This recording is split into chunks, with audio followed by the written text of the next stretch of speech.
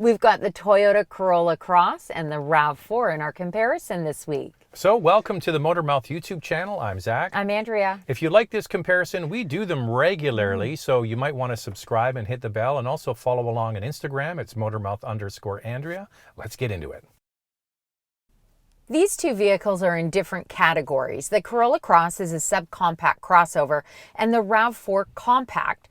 Toyota has built the Corolla Cross, though, to be a spacious family vehicle at an affordable price point. The Toyota Corolla Cross is smaller in a different category and has less power than the RAV4. It uses a 2-liter 4-cylinder engine and a CVT, 169 horsepower and 150 pound-feet of torque. It's available with front-wheel drive and all-wheel drive. You get about 637 kilometers or 396 miles to every tank.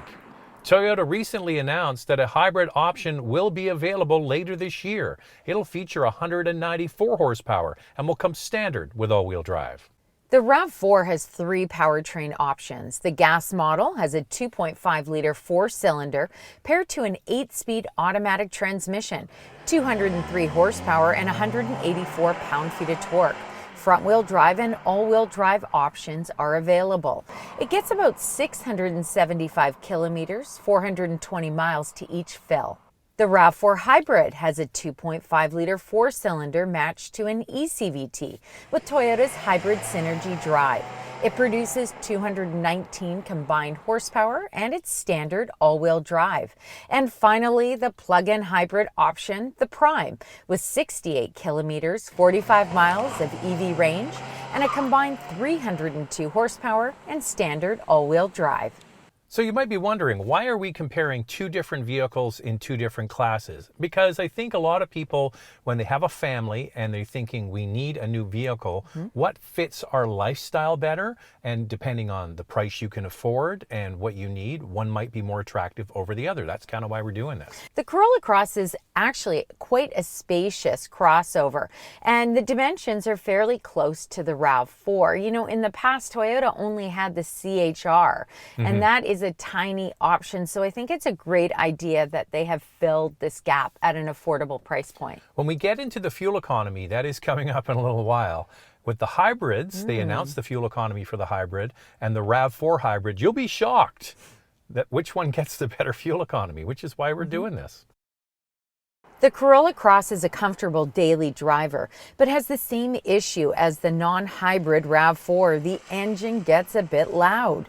We found it to be a great city runaround with adequate passing power, but it's not the swiftest in the subcompact category. We found it to lack a bit of power on the highway. All-wheel drive models get independent rear suspension, and front-wheel drive models torsion beam rear suspension. The RAV4, on the other hand, is quicker, and it should be. It has more horsepower and torque. It's comfortable and handles well. We didn't find the independent front and rear suspension set up to be too firm. It absorbs bumps, no problem. As we mentioned with the Corolla Cross, when you accelerate quickly on the gas model, the RAV4 gets loud. The hybrid is much quieter.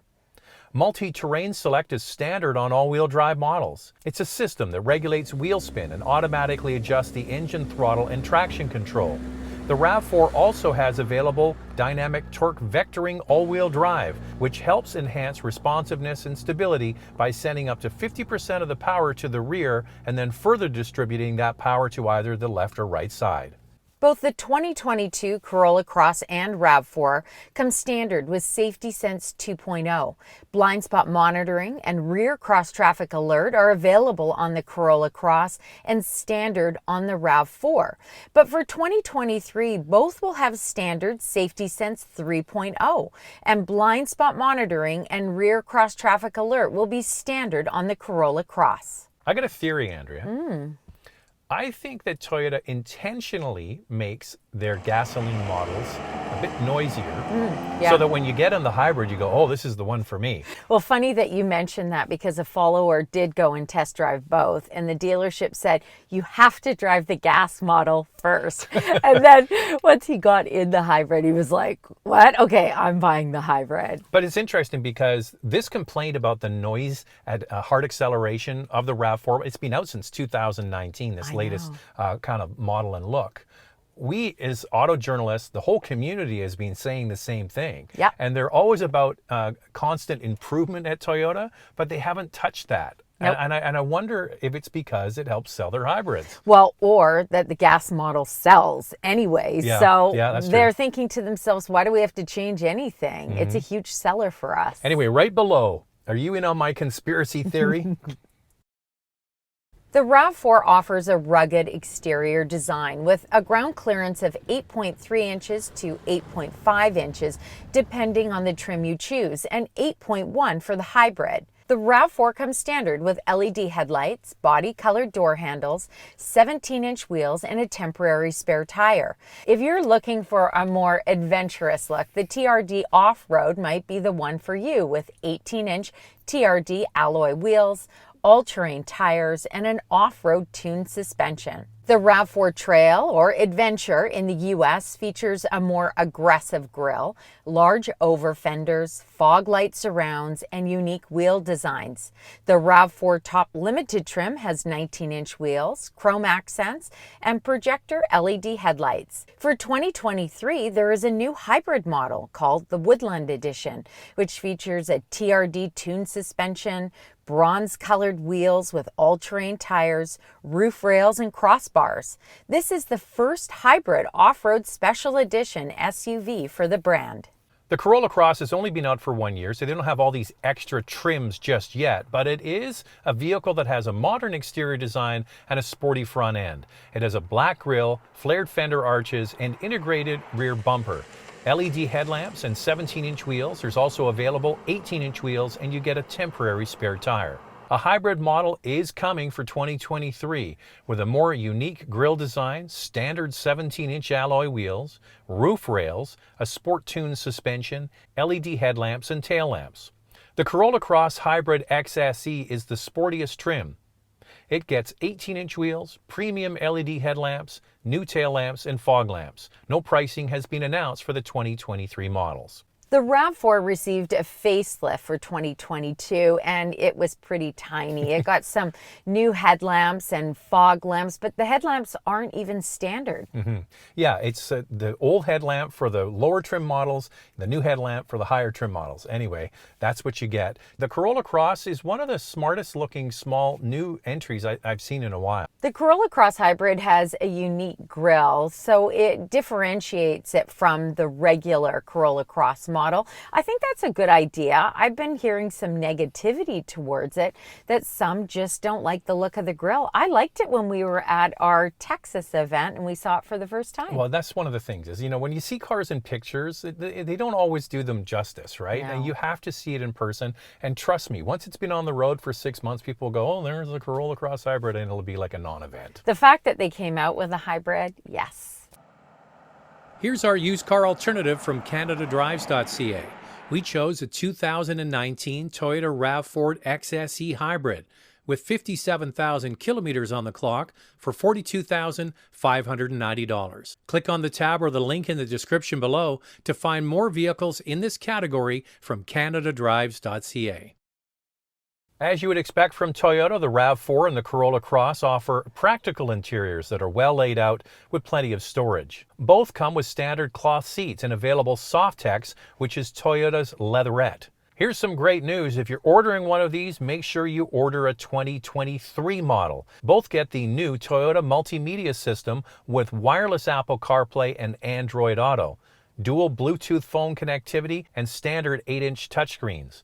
The RAV4 will also get an available 10.5-inch touchscreen and a 12.3-inch multi-information display. If, however, you're looking at a 2022 Toyota Corolla Cross, it gets a 7-inch touchscreen and available 8-inch. And there's a 4.2-inch multi-information display with an available larger 7-inch display. This is good news from Toyota.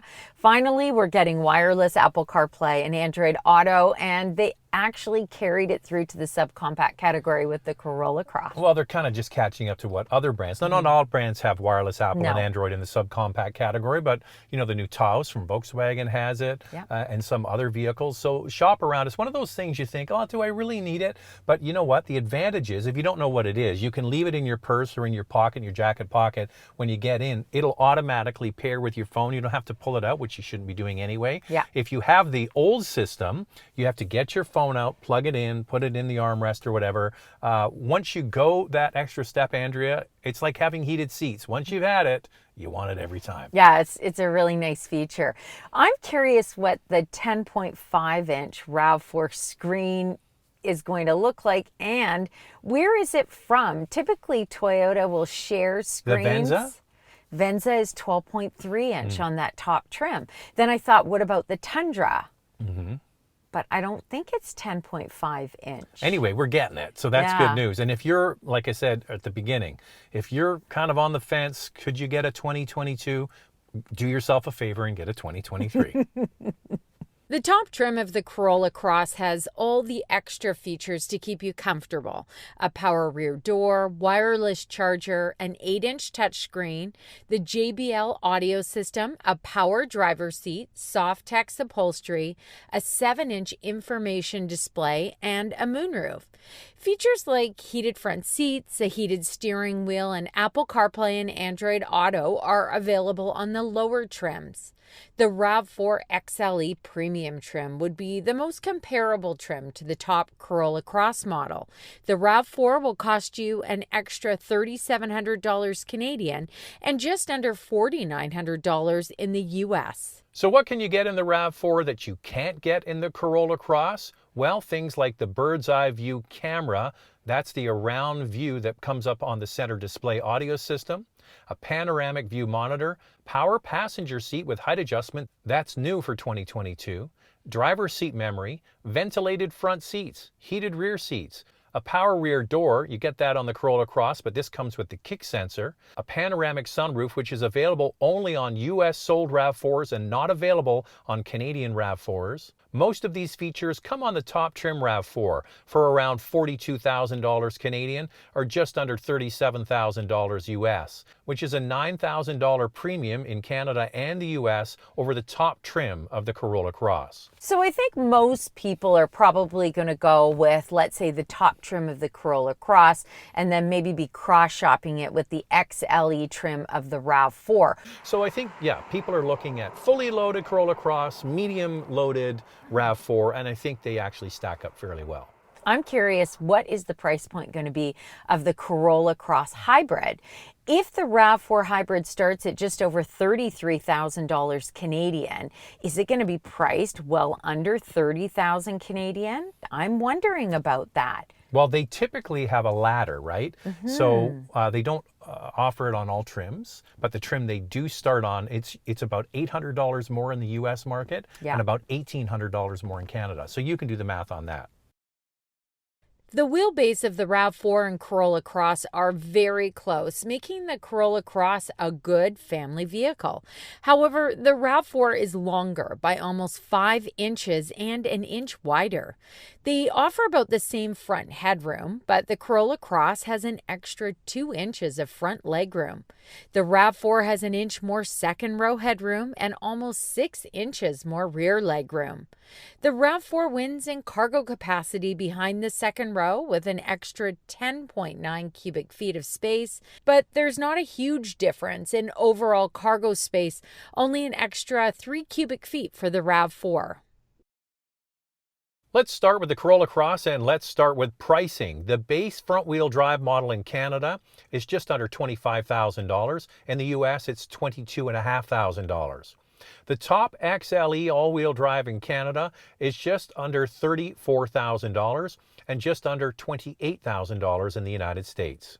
Here's the fuel economy for the gas model, 8.1 liters per 100 kilometers in the city, 7.4 on the highway. That's 29 miles per gallon city, 32 miles per gallon highway. The fuel economy has been announced for the hybrid. The combined fuel economy is 6.4 liters per 100 kilometers. That's 37 miles per gallon combined.